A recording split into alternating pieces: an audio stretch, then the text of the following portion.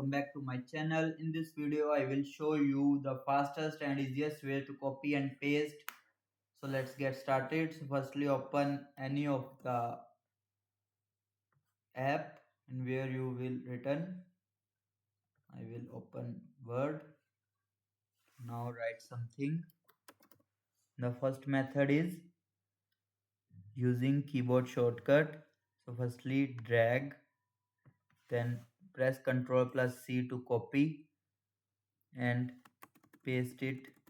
We want press Ctrl plus V to paste. Here you will see it will be copied and paste. Another method is using mouse or touchpad. Drag the text. Now right click on it. Here you will see copy. Click on copy. Now where you want to paste it, simply right click on the blank space. Here you will see paste options. The first one is here you will see. If you want to move something instead of copying it, use cut.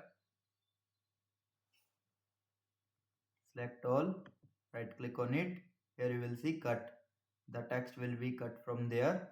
You can paste with the help of Ctrl V.